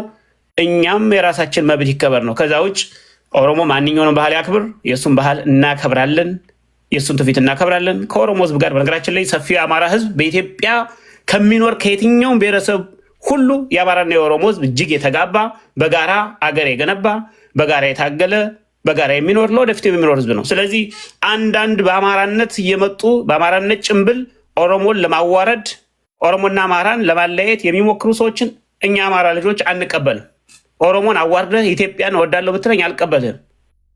40 እና 50 ሚሊዮን የኦሮሞን ህዝብ ባህል፣ ታሪክ፣ ቋንቋ እያዋረድክ ስለ ኢትዮጵያነት ብታወራ ለእኔ እሱ ተረት ተረት ነው። ስለዚህ እኔ የምታገለው የኦህዴድን ፋሽስታዊ የፖለቲካ ቡድን እንጂ ሰፊ የኦሮሞ ህዝብ ለመናገር መብቱም ሞራሉም የለኝም። እንደዛም አይነት ስለልቦና የሚያደግኩትኝ ኢቭን ቅርብ ዘመዶቼ ከኦሮሞ ጋር ተጋብተው ተዋልደው የሚኖሩ ናቸው። ስለዚህ እኔ በዛ መንገድ እንድትረዱልኝ ይፈልጋለሁ ወንድሞቼ። ከዛ በተረፈ ወደ ፖለቲካዊ ሀሳቡ ስመጣ ቅድም ቡኖ በደሌ ፋኖ ስልጠና ወስዶ ያቅም ብሎ ተራ ሽፍታ ነው፣ አሰልጣኝም የላቸውም ወዘተረፈ እየለቀምነው ነው ተሸንፏል አይነት አንድምታ ያለው ንግግር ሲናገር ሰምቼዋለሁ።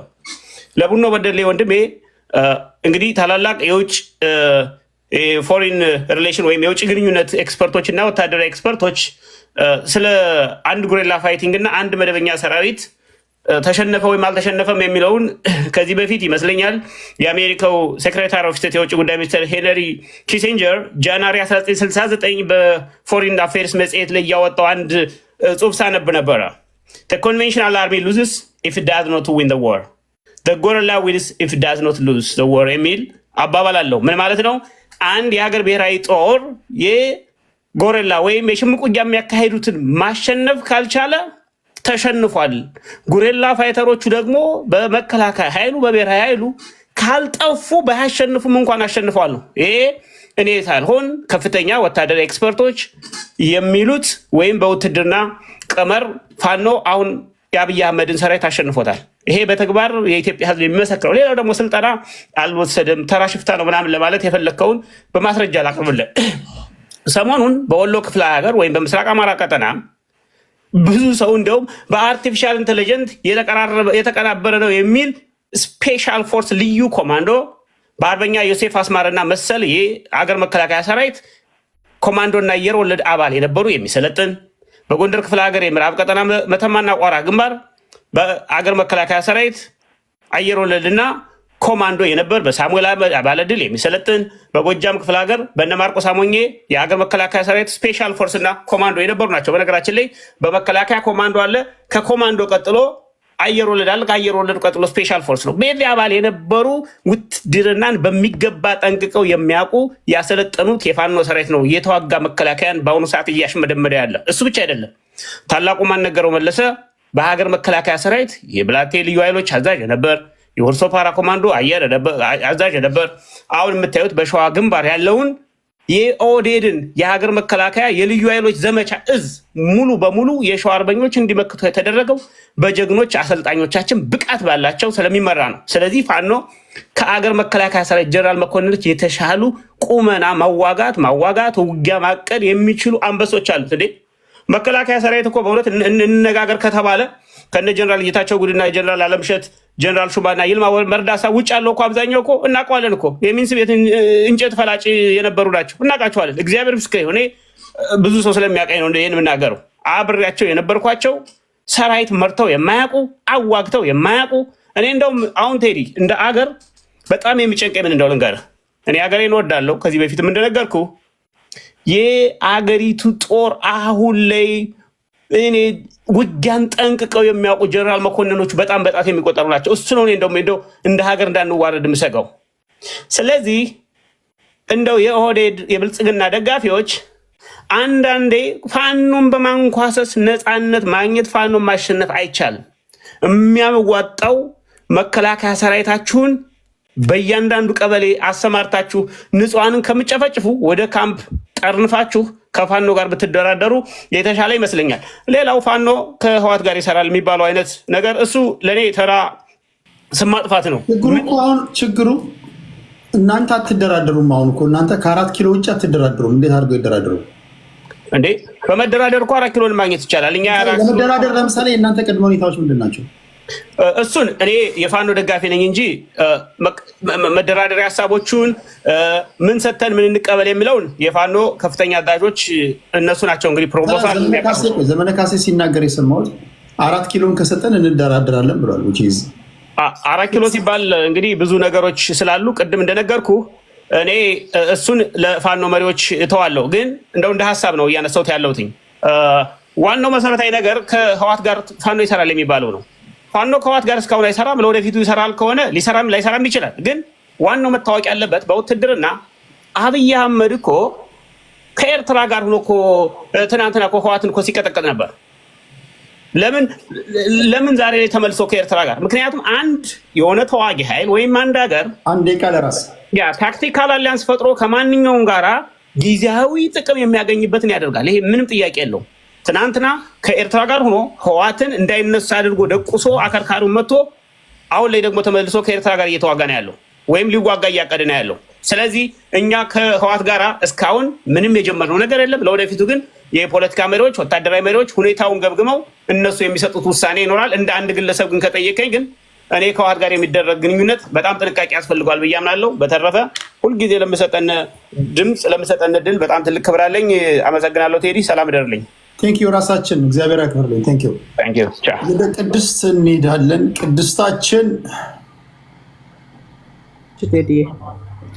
እኔ በአማራ ክልል አጠቃላይ ያለውን ሁኔታ ለማየት እሞክራለሁ እና አንዴ መሳሪያ አንስተህ ወደ ጦርነት ከገባህ በኋላ በሁለት ኃይሎች መካከል በሚኖር ያሸንፋለሁ በሚል ትንቅንቅ ውስጥ አንዱ ፕሮፓጋንዳ ነው።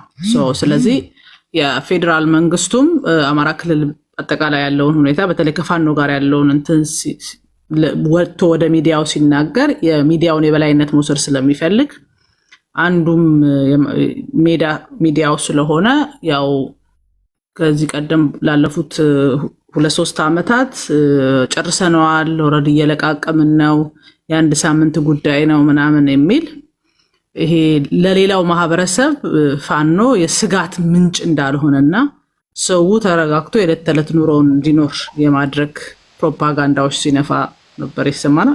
ሶሪ ስለ ቃሉ ሲላፍፍ ነበር የቆየው። ሶሪ በጣም በተመሳሳይ የፋኖም ኃይል በጣም በአጭር ጊዜ 4 ኪሎ እንገባለን። ይሄ መንግስት ኦሬዲ አልቆለታል። ይሄ መንግስት የሚሰነብት አይደለም። ስለዚህ ሌሎች ኃይሎች ከኛ ጋር ተባበሩ ይሻላችኋል፣ እኛ ይዘን የመጣነው ፖለቲካ በጣም የተሻለ ነው የሚል እነሱም በሌላኛው መንገድ እንዲህ አይነት ነገሮችን ሲነግሩን ነው የቆዩትና እውነታው ግን እሱ አይደለም። አንዴ ደም ፈሷል፣ ጦርነት ተገጥሟል። ስለዚህ በዛም በዚህም በኩል ያለው የሚወርደው ባሩድ ነው፣ የሰው ነፍስ ነው እየቀጠፈ ያለው። ይሄ የፋኖ እንቅስቃሴ ሲጀምር የነበረበት እና ህዝባዊ ቅቡልነቱ ክልሉ ላይ ደግሞ ያለው ማህበረሰብ በደንብ አድርጎ የፋኖን ትግል ይደግፍ ስለነበረ ከህዝቡ ውስጥ የሚደረጉ ጦርነቶችን በቀላሉ ልታሸንፋቸው አትችልም። ስለዚህ በዚህ የተነሳ ይሄ ረጅም ጊዜ ልጨርሰው ነው ትንሽ ነው የቀረኝ ምናምን እያለ ያኛውም ይሄኛውም እያለ የሄደባቸው ሁኔታዎች አሉ። እውነታው ግን አማራ ክልል ላይ ሄደህ ብታይ አንድ ኬላ ላይ ፋኖ ሲፈትሽ ታገኛለህ። ከዛ ትንሽ ኪሎ ሜትር ከሄድክ በኋላ ደግሞ መከላከያ ሰራዊት ሲፈትሽ ታገኛለህ። ስለዚህ የሆነን ቦታ ፋኖች ይቆጣጠሩታል፣ የሆነን ቦታ ደግሞ የፌደራል መንግስቱ ይቆጣጠረዋል ማለት ነው። ይሄ ነው እውነታው። ሰዎች የተወሰነ ርቀት መንገድ የሚጓዙ ከሆነ በሁለቱም ኃይሎች ይፈተሻሉ። የተለያዩ የንግድ እንቅስቃሴ የሚያደርጉ መኪኖች ቀረጥ ያለባቸው አካባቢዎች ላይ ሲደርሱ በሁለቱም ኃይሎች ይቀረጣሉ። ይሄ እውነታው ይሄ ነው። የብልጽግናም ደጋፊዎች እንደሚሉት በቃ ሞቷል ሄዷል ምናምን የሚባል አይደለም። ምክንያቱም ዋጋ እያስከፈለ ስለሆነ ያለው።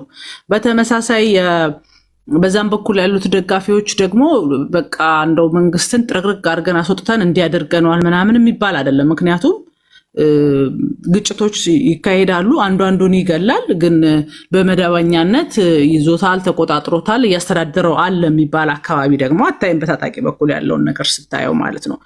ስለዚህ ክልሉ ምን ሆኗል? የግጭትን እያስተናገደ ያለ ክልል ሆኗል። ለነዋሪውም በጣም አስቸጋሪ ሆኗል። ጉዳዩን ስታየው እንዲህ በቃ ጥየዋለው ገድየዋለው እየለቃቀምን ነው ምናምን በሚል የሚነገር አይደለም። አንደኛ ላለፉት 3 ዓመታት ትምህርት ቤቶች ተዘግተዋል፣ የጤና ከለላዎች ችግር ውስጥ ገብተዋል። ጦርነቶች ከመሬት ላይ ካለ ጦርነት በተጨማሪ ድሮኖችን መጠቀም ደረጃ ደርሰዋል። ይሄ ቀላል እኮ አይደለም። እንደዚህ አይነት የጦር አውሮፕላኖችና ድሮኖችን የምትጠቀመው ከውጭ ሀገራት ጋራ በምታደርጋቸው ጦርነቶች ነው የሚሆነውና ልክ የዛና አይነት ምላሽ የሚመስል እንዲህ አይነት ከበድ ያሉ ጦርነቶችም እየተካሄዱበት ባለ ክልል ውስጥ እንደው ምንም ነገር የለም በቃ የትንሽ ቀንሽ ምናምን ብሎ ማለት በጣም ሞኝነት ነው። የሰሞኑንም እንቅስቃሴ ብናየው እንደውም የፋኖ እንቅስቃሴ እዛው ክልል ውስጥ ያለውን ኃይል ወጣቱን ብቻ ከማስተባበር ደግሞ አልፎ ሌሎችም ኃይሎችን እየጋበዘ ማምጣት የሚችልበትም ደረጃ ደርሷል ማለት ነው። የሚያሳየን ይሄ ነው። አሁን በባለፈው የነበረው እንትን አሁን እዚህ ላይ ያሉ ሰዎች ፋኖ ከህወሓት ጋር አይሰራም ከእንትና ጋር አይሰራም ምናምን ማለት ህፃናት ልጆች አይደለንም። በግልጽ መጥቶ እኮ ተፈራ ነገረን እኮ በቃ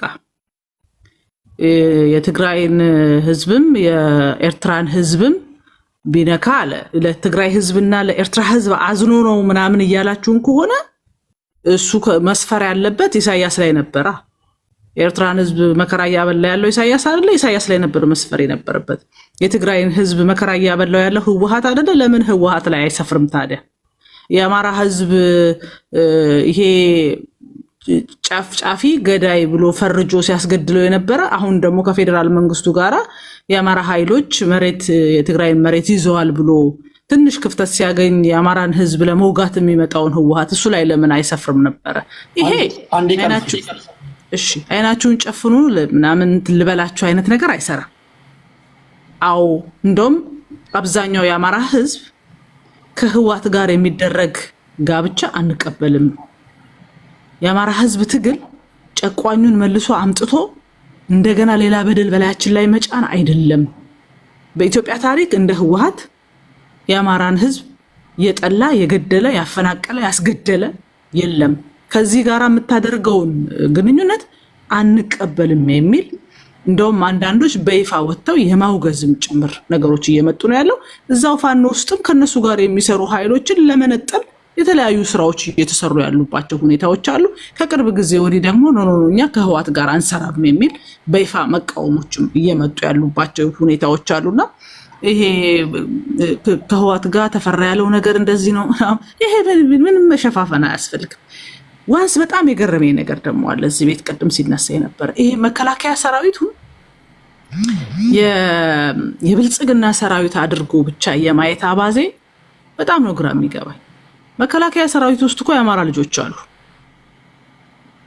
ይሄንን መከላከያ ሰራዊት ትመጣና አዋርድ ነው፣ ምርኮኛ ነው፣ ገደል ነው ምናምን ይባላል።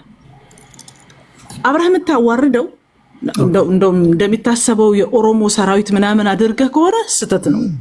መከላከያ ሰራዊቱ የሁሉም ብሔር ብሔረሰቦች ስብስብ ነው። እዛ ስትገለው የምትገለው ወንድምህን ነው። የአማራ ልጅ ነው እሱ። ከተለያየ አካባቢ ሊመጣ ይችላል። አማራም አለበት። ልክ የውጭ ኃይሎች እንደሚሉት በተለይ ኤርትራውያን እንደሚሉት መከላከያውን በቃ የማይረባ ተራ ምርኮኛ ምናምን አድርገህ ስትናገር ራስህን እያዋረድክ እንደሆነ ማወቅ አለብህ። አዘኢንድ ሀገርን ወክሎ የሚቆመው መከላከያ ነው። እሱን ስታዋርደው አብረን የምትዋረደው በውስጥ ነገራችን ልንጋጭ እንችላለን። እኔ ላሸንፍ ሊመጣ ይችላል። ግን የዛን ያክል ግን ሄደክ ስታዋርድ አብረህም ራስን ማዋረዳችንን መዘንጋት አያስፈልግም ለማለት ነው። ቴንክ ዩ ቴዲ። ቴንክ ዩ ቅድስታችን። ኦኬ አሁን ቪዲዮ እያበራን እየተያየን እናወራለን። ከግርማ ነው እንዴ? እኔ መቼ አወራው? መጀመሪያ ከግርማ ቀጥሎ ከዶክተር ግርማ ቀጥሎ ወደ አንተ ነው መጣው። 6 ደቂቃ አለ ዶክተር። ቪዲዮ በፊት ግን አንዳንድ ዙር አለን አለና በላይ ወይስ ኤክስትራ አይሰጣው? ከቪዲዮ በፊት እኔ አላወራውም። መሐመድ ማለት አንዳንድ ዙር አለን ብዬ አስባለሁ። ያው ነው እኮ ችግር የለውም። ዞሮ ያው ነው፣ አይቀርላችሁም። አሁንም በቪዲዮ ብታበሩ ድጋሚ ዞሮ ይመጣና ታገኛላችሁ። ለኦንሊቲንግ ሁላችሁ ታበሩ ስለሆናችሁ እንጂ ምንም ችግር የለውም። እኔ በቪዲዮ አልወጣም ቴዲ ቃል ስላለኝ እዛ ላይ ስደርስ በቃ ታሪያ ላይ ስትለኝ ነገረኝና አወራለሁ። አንተ በኦዲዮ ታወራና ተሰናብተን ትሄዳለህ። ከዛ ከሌሎቹ ጋር በቪዲዮ የተያየን 2 ዙር እንሰናባበታለን።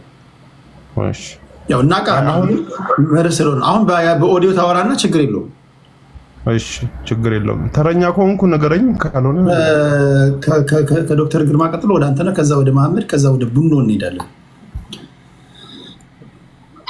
ከፈለክ ትችላለህ ቴዲ። አይ ቅደም ተከተሉ እንዳይዛባብኝ አንተ ጀምር፣ ከዛ ወደ በላይ ሄዳለሁ። ኦኬ ወል ቴንክ ዩ። እንኳን ለኢሬቻ በዓል አደረሰ። ለመላው በዚህ አጋጣሚ በቲክቶክ ሚዲያ ያላገኘኋቸው ኡመተ ኦሮሞ ጉቱ አዱኛ ከነረ ጅሩ ከራ ከና ሙለተ ሁንዱማፉ በጋያን ኢሬቻ ትስኒን ገይቹ መርባዳ ሌሎች ድፍን ኢትዮጵያ ህዝብ እንኳን ለኢሬቻ በዓል አደረሳችሁ ማለት ፈልጋለሁ። በኦሮምኛ ያልኩትን ነው በአማርኛ የደገምኩት፣ አዲስ ነገር አይደለም። ሲጀምር 8 ደቂቃ ነበረ፣ 7 ሆነ፣ አሁን 6 ደርሳለች። 2 ነገር ብቻ ተናግሬ ሌሎችን ላቆየ ቴዲዬ። እኔ የመጣሁት ለ2 ሀሳብ ነው። ቅድም አንተ ስታነሳ የሰማሁት አንድ ምህዳሩ ከጠበበ መፍትሄው ምንድን ነው የሚል ያንተ አንድ እርጉዝ የሆነ ጥያቄ ነበረ። እና ሰዎች ሼር አድርገውልኝ እሷ ኢንትረስት አድርጋኝ ነው ኢንትረስትድ ሆኜ ለዛ ምላሽ ለመስጠት ነው የመጣሁት። እግረ መንገዴን ግን ስቆይ ሌላ አንድ ጥሩ ጥያቄ ደግሞ ተነሳና እኔ ጥያቄውን በጥያቄ አድርጌ ነው የምወርደው። ምናልባት 4 ደቂቃ ልወስድ። የምህዳሩ ከጠበበ መፍትሄው ምንድን ነው የሚለው ያንተ ጥያቄ መጀመሪያ መመለስ ያለባቸው ነገሮች አሉ ይመስለኛል። አንዳንድ ጊዜ ጥርስ እንደሌለው በሬ ዓመታትን ስለቆጠርን ብቻ ወደኋላ ሳንመለስ ካለንበት በመደዳ የምንነዳው ከሆነ ለሀሳቦቻቸው ወይም ለምናነሳቸው ነገሮች ሰዎችም እንዲረዱን ምናልባት መሰረታዊ የሆነ ሀሳብ መስጠት ያቅተን ይሆናል ብዬ እሰጋለሁ። ለዛ ነው እንደዛ የምለውና ለምህዳሩ መጥበብ መፍትሄው መጀመሪያ መነሳት ያለበት ምህዳሩን ያጠበበው ማን ነው የሚል ነገር ጥያቄው መልስ ማግኘት መቻል አለበት። ይሄንን በትክክል ከመለስን it is similar to say that ለታመምነው ህመም ትክክለኛ የበሽታው መንስኤ ተገኘልኝ ማለት እንደሆነ ነው መቆጥረው። ትክክለኛ በሽታ ሲታወቅ ከዛ በኋላ ለበሽተኛው ለተገኘው በሽታ መድኃኒቱን ማግኘት ይቻላል። ስለዚህ ምህዳሩን ያጠበበው ማን ነው የሚለው ምላሽ ማግኘት ያለበት ይመስለኛል።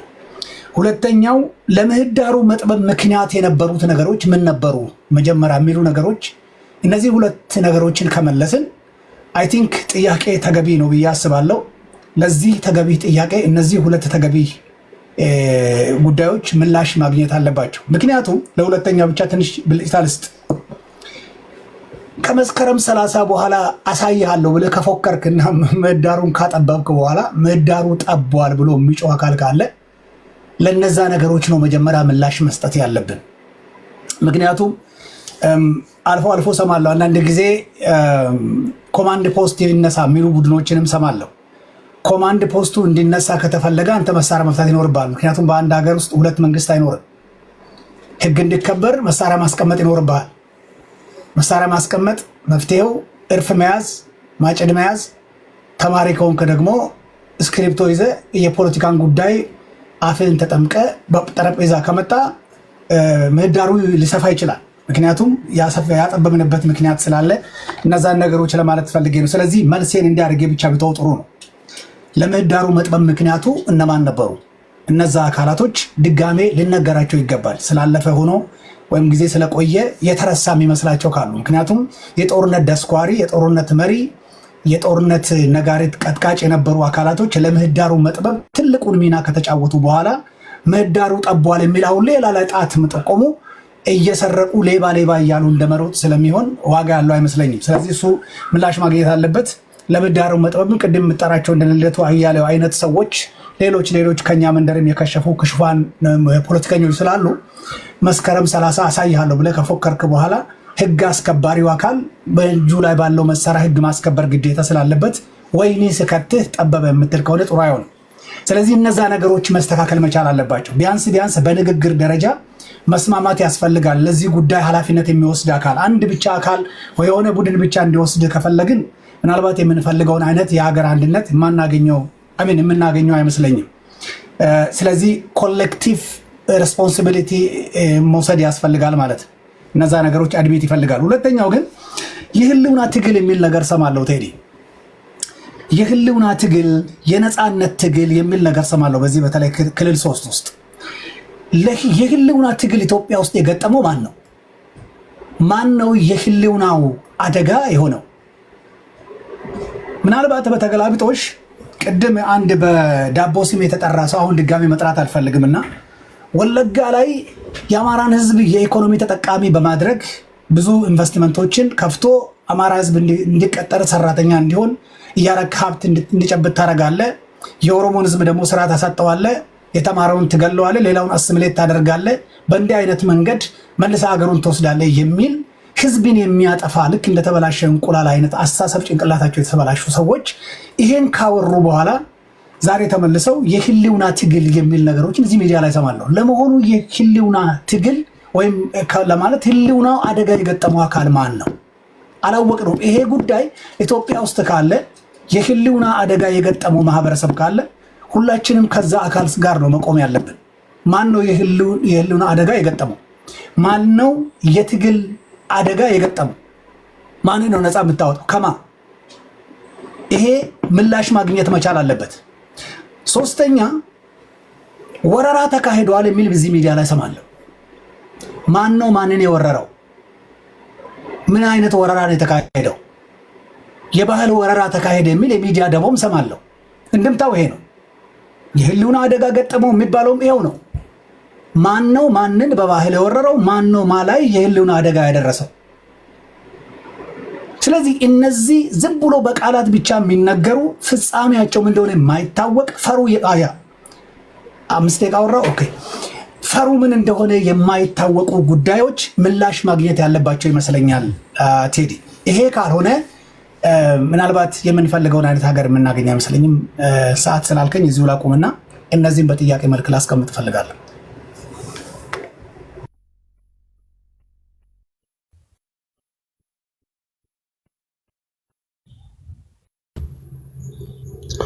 እሺ ቴዲ የተሰማ አይደለም። ሚውት አንሳ በላይ አንተ ነህ ለማለት ነው። እሺ እኔ ሐሳቤን በቀላሉ አስቀምጣለሁ። ብዙ ጊዜ አቅም የሌላቸው ሰዎች ሰው አቅሙን ሲያጣ፣ ሰው ጉልበቱን ሲያጣ፣ ሰው አእምሮን ሲያጣ መገለጫው ስድብ ነው ወይ ዛቻ ነው የሚሆነው? እኔ ጥያቄ ነው የምጠይቀው። ስለዚህ ለዚህ ጥያቄ መልስ ያለው ሰው አንድ ሰው አታመጣልኝም። ለምሳሌ ፋኖ የሚባል ነገር የለም። አሁን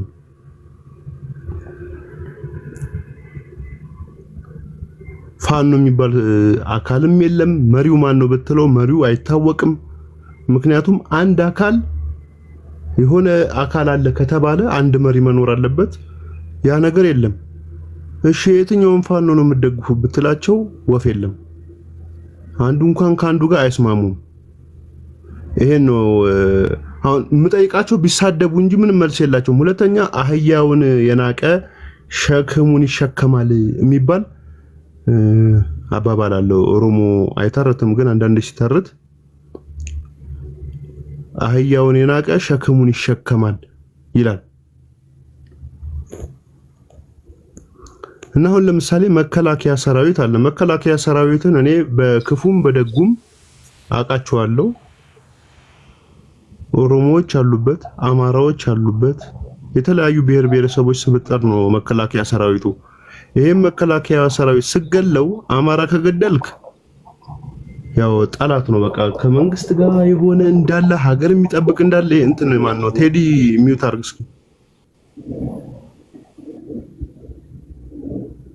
ቆይ ፋኖ የለም ካልክ ሰሞኑን በሶሻል ሚዲያ የሚዘዋወሩ የመስከረም 14 ቀን 12 ሰዓት ላይ ባደረጉት ኦፕሬሽን ያን ሁሉ የሀገር መከላከያ ሰራዊት እንደማረኩ በፎቶ በቪዲዮ የማረኳቸውን ኢቨን ታንክ ጨምሮ ምንድን ናቸው ታዲያ እነሱ? እንዴ እኔ አንድ ግለሰብ ነኝ አይደለ? እኔ ብሸፍት እኮ በቀን 100 ሰው መግደል እችላለሁ። ምንም የቀላል ነገር ነው። መግደል ትችላለህ፣ ግን መማረክ አትችልም። ያውሉ ሰራዊት እንዴ እኔ በቀን እንዴ መግደል እኮ ነው ያልኩ። መማረክማ 200 ሰው አይደለም 2000 ሰው አንድ መሳሪያ ይዤ መማረክ እችላለሁ። መማረክ ማለት ቆም ምናምን ብዬ ማረግ እችላለሁ። የሀገር መከላከያ ሰራዊት የመጨረሻ ወታደራዊ ስልጠና የወሰደ ሀገር ብትወረር የመጨረሻ ተስፋችን ነው። ስለሱ መማረክ ነው እኮ እያወራን ያለ ነው። ሚሊሻ ቢሆን ኦኬ፣ ሚሊሻ እንኳን ቢሆን ሚሊሻ ቢሆን ኦኬ፣ መከላከያ ሰራዊት ተማረከ ነው እየተባለ ያለው እኮ። እኔ እኮ አሁን ምን ብዬ ላውራ? ይኸውልህ ጦርነት ካለ መከላከያም ይማረካል፣ ፋኖም ይማረካል። ምንም እኮ ነው፣ ጦርነት ነው አይደለ? ጦርነት ካለ መከላከያም ይማረካል፣ ፋኖም ይማረካል፣ በዛም ይሞታል፣ በዚህም በኩል ይሞታል። ሁለቱም ቦታ እሳት ስላለ ማለት ነው። ግን አሁን ፋኖ ስለ እኔ የጠየቅኩት ጥያቄ ሌላ ጥያቄ ነው። አሁን መሪው ማን ነው? ፋኖ ስትለኝ መሪው ማን ነው ስል መሪውን ለኔ ልነግረኝ ትችላለህ አንተ? የፋኖ መሪ ማን ነው ስል የሚመልስልኝ ሰው አለ? ይሄን ጥያቄ የትኛው ፋኖ? ለምሳሌ አፋባና አፋጎ አሉ፣ እንደምታውቃቸው ናቸው። አመራሮቻቸውን ታውቃለህ እኮ። እሱን አሁን ለምሳሌ ፋኖ አለ ከተባለ ስለ የትኛው ፋኖ ነው ሰውዬው አሁን እዚህ ያወራችሁ ያለው? ስለ ጎጃም ፋኖ ነው? ስለ ጎንደር ነው? ስለ ሸዋ ነው? ስለ ወሎ ፋኖ ነው? ስለማን ነው? ፋኖ ከተባለ መሪው ማን ነው? መሪውን ነው። መሪ እንኳን የለውም። ገባ? እኔ ሌላውን ልንገር። እኔ መከላከያ ሰራዊት ከልቤ የምነግርህ መከላከያ ሰራዊት አማራ ክልልን እንኳን ለቆ ቢወጣ ስልጣን ለመያዝ በአራቱም በኩል ያሉ ፋኖች እርስ በርሳቸው ነው የሚተላለቁት። እኔ ሁሌ የማወራው ነገር ነው። ለስልጣን ነው የምልህ። ይሄ በአዴን ምንም በቃ አንፈልግም ብሎ መከላከያ ሰራዊትን ቢወጣ እርስ በእርስ ስልጣን ለመያዝ እርስ በእርስ የጎጃሙ ከወሎ የወሎ ከእንትን ምንም አትጠራጠር። እንደውም በዚህ ውለታ ዋለላቸው ነው እኔ ብዬ የማስበው መከላከያ ሰራዊት በመኖሩ። ሁለተኛ ህዝብ ይባላል። ህዝብ አሁን እዚህ ጋር 2600 ሰው አለ ምናምን ህዝብ የምንለው ይሄ በጣም ጥቂት የሆነው ነው። ሶሻል ሚዲያ ላይ ያለው ነው ወይ ተሳዳቢውን ነውረኛው ምናምን ነው። ህዝቡ ከነመፈጠራችን አያቀን ምናምን ነው። ህዝቡን ብትለውስ ችግሩ ማን እንደሆነ ያውቀዋል። እኔ የነበርኩበት አካባቢ አሁን ስለ ትምህርት ይወራል። ትምህርት ልንገርህ፣ እኔ ያለሁበት አካባቢ እንኳን 2 ሰራተኞች